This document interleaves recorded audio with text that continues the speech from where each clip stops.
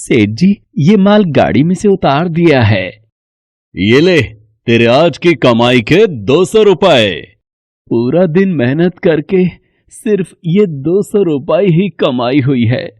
अब इसमें से 50 रुपए दूध के, 50 रुपए सब्जी के, बाकी बचे 100 रुपए जो पूरे 3 दिन चलाने हैं। ये हो गए पूरे 50,000 रुपए। इन्हें तिजोरी में रख देता हूँ। नहीं भैया, ये बहुत महंगी साड़ी है, कोई सस्ती सी दिखा दो। हाँ, ये 150 रुपए वाली ठीक है। भैया, ये तीनों साड़ी पैक कर दो। ये लो 5,000 रुपए।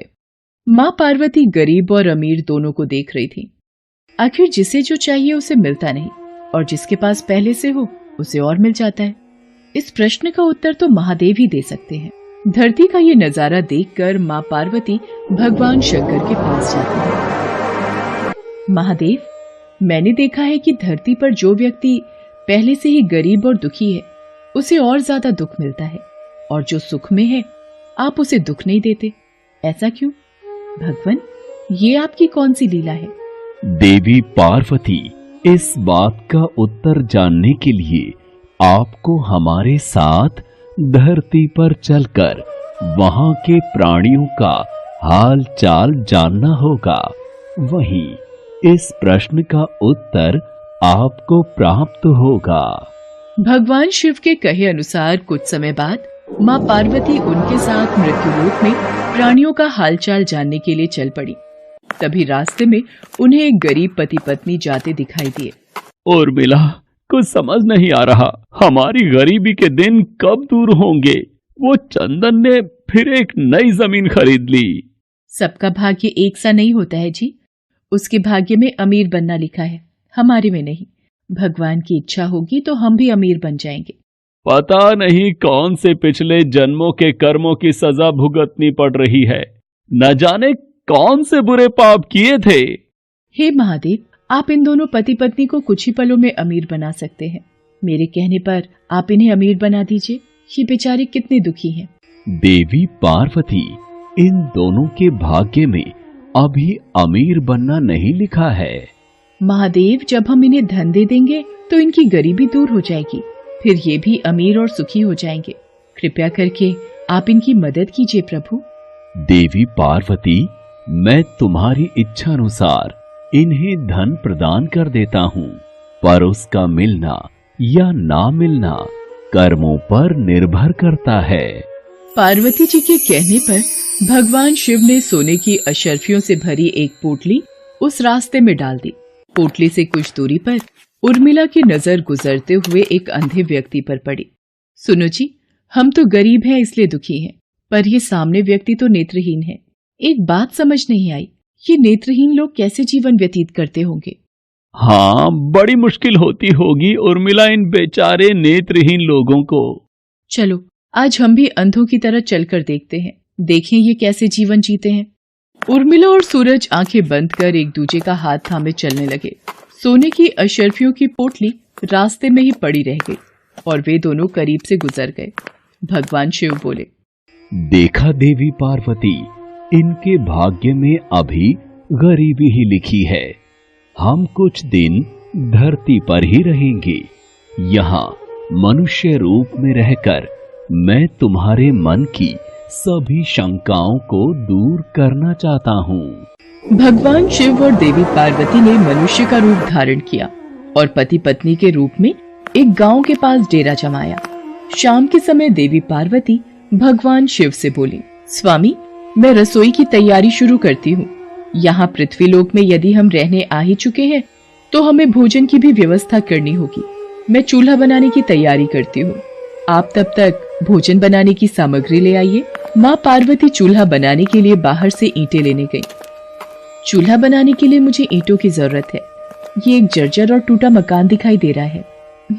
इसकी ईंटें मेरे काम आ जाएंगी, यही ले लेती हूँ। चूल्हा तो तैयार कर लिया, महादेव आते ही होंगे। अरे आप आ गए, ये देखिए मैंने चूल्हा तैयार कर लिया। पर आप खाली हाथ क्यों लौट आए स्वामी? भोजन कैसे बनेगा? देवी पार्वती, अब सामग्री की कोई आवश्यकता नहीं है।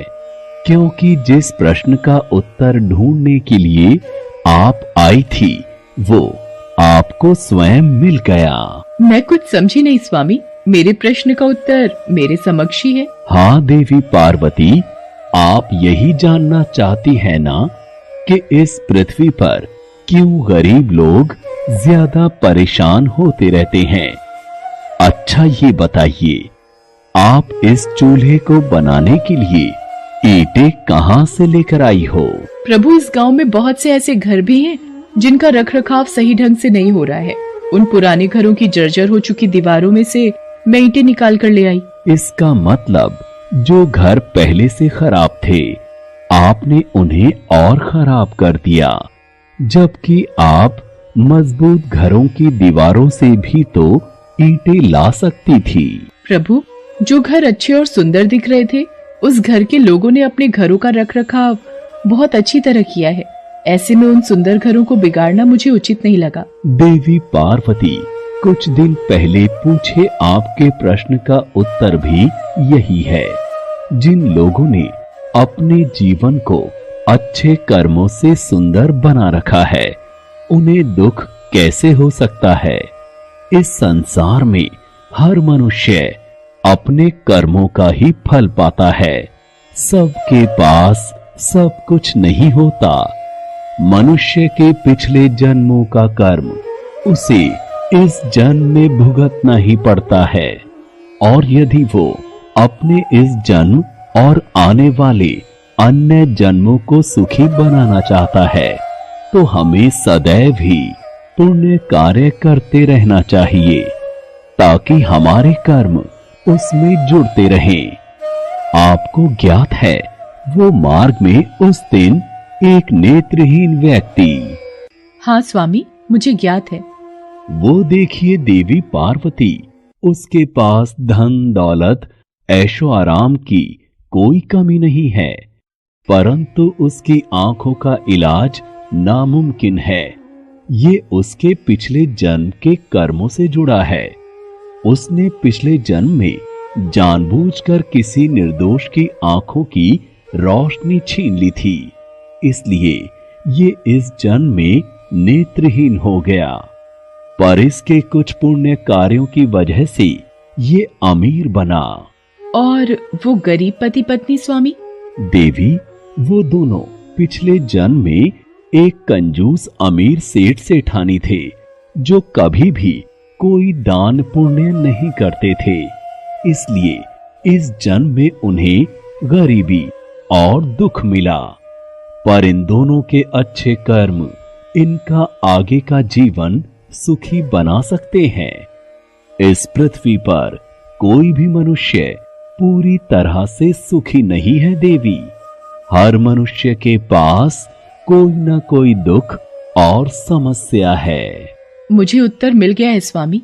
इस पृथ्वी पर सुखपूर्वक जीवन यापन करने के लिए मनुष्य को अपने द्वारा अच्छे कर्म करने चाहिए ताकि उसे उसके पिछले बुरे कर्मों का फल न भुगतना पड़े, और फिर अपने प्रश्नों का उत्तर पाकर देवी पार्वती भगवान शंकर के साथ अपने रूप में आकर कैलाश वापस लौट गईं।